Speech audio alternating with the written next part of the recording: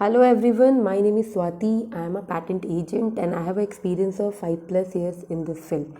मेरे पास एक क्वेरी आई थी एक व्यूवर्स की जिनका नाम है आफ्ताब खान।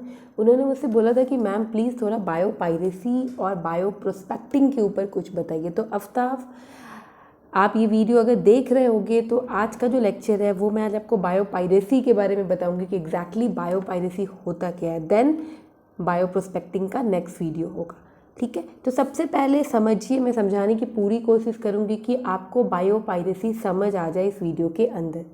देखो, बायो पायरेसी का मतलब क्या है, पहले तो हमें ये समझना बहुत ज़रूरी होता है जब हम कोई टॉपिक स्टार्ट करते हैं तो आखिर ये क्यों आया, इसमें हो क्या रहा है। क्योंकि आईपीआर इंटेलेक्चुअल प्रॉपर्टी राइट के अंदर चीज़ें आपको समझना बहुत इम्पॉर्टेंट होता है। जैसे bio and piracy, there are two words in this, right. So bio means what, living things और ह्यूमन लाइफ से रिलेटेड बात हो रही है, राइट। और पायरेसी का मतलब होता है कि कोई एक ऐसा क्राइम या फिर आपने कुछ इलीगल कुछ ले लिया, कोई क्राइम कर दिया, कोई चीज़ें चोरी कर ली, दैट इज़ योर पायरेसी। तो मतलब यहाँ पे लिविंग थिंग से रिलेटेड और ह्यूमन के लाइफ से रिलेटेड कुछ चीज़ें चोरी हो रही है, दैट इज़ बायो पायरेसी। सुन के हंसी भी आ रही होगी, ह्यूमन के लाइफ से क्या चोरी हो रही है, मैम क्या बता रही है, बट आगे आपको समझ आ जाएगा, ठीक है। तो टॉपिक का मतलब ये है। अब हमें क्या समझना है कि आखिर हुआ क्या इसमें, क्या आप स्टील कर रहे हो, चोरी कर रहे हो।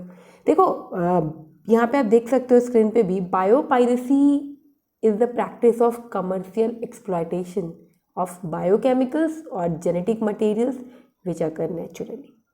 बायोपायरेसी किस तरह का प्रैक्टिस है, जो भी कमर्शियल अभी एक्सप्लॉयटेशन हो रहा है, एक्सप्लॉयटेशन जो बायोकेमिकल्स का हो रहा है, जो भी जेनेटिक मटेरियल है जो कि नेचुरली हमारे पास हमें चीज़ें मिलती है, जो कि नेचर ने हमें दिया है, उसकी चोरी हो रही है अभी, ठीक है। तो उस टर्म को बायोपायरेसी बोला गया, ठीक है। जैसे जितने भी इंडिजिनस पीपल होते थे पहले, वो क्या करते थे, वो अपने जितने भी ट्रेडिशन, कॉग्निशन है, प्राइम जो भी बायोलॉजिकल फीचर्स और जेनेटिकल डाइवर्सिटी होता है नेचुरल एनवायरनमेंट में, from one generation to another generation transfer होता था, राइट। जैसे अभी आप देखोगे कि बहुत सारे ऐसे ट्रेडिशनल नॉलेज है जिसमें आपका आता है farming, agriculture, right, medicinal plant, varieties of food crop. तो यहाँ पे क्या होता था, यहाँ पे बेसिकली चोरी होना इन द सेंस कि जितने भी इंडिजिनस पीपल थे, राइट, जो भी ट्रॉपिकल कंट्रीज़ में होते थे, उनको नहीं पता था कि जो भी ट्रेडिशनल नॉलेज है उनका क्या यूज़ है कमर्शियल पर्पस के लिए, राइट। तो वो उस अकॉर्डिंग उसकी केयर नहीं करते थे। लेकिन धीरे धीरे चीज़ें पता चलने लगी, क्यों? क्योंकि आज के डेट में जितने भी बायोलॉजिकल रिलेटेड सोर्सेज हैं हमारे पास, उससे नॉलेज हमें पता चलती है कि नहीं नहीं, ये बहुत वैल्यूएबल एसेट्स है फाइनेंशियल मार्केट के लिए। तो अब इस चीज़ की होने लगी चोरी।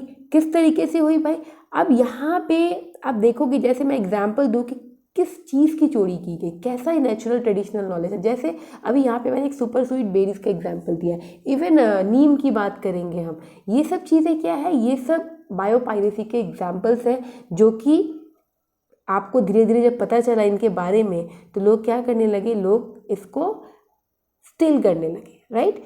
तो यहाँ पे सुपर स्वीट बेरीज का मैं एक एग्जांपल दे रही हूँ कि सुपर स्वीट बेरीज में एक बहुत ही वाइटल सोर्स ऑफ प्रोटीन होता है जिसको हम ब्राजीन के नेम से जानते हैं।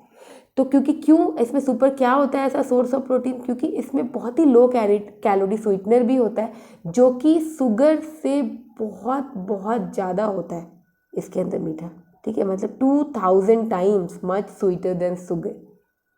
सोचो कितना ज़्यादा होता होगा। तो ये पता चला तो अब हुआ कि नहीं, इस पे ऊपर पेटेंट लेना चाहिए भाई, ये तो बहुत अच्छा है और इवन फिनेंशियल मार्केट हमारे लिए बहुत एक वैल्यूएबल एसेट होगा।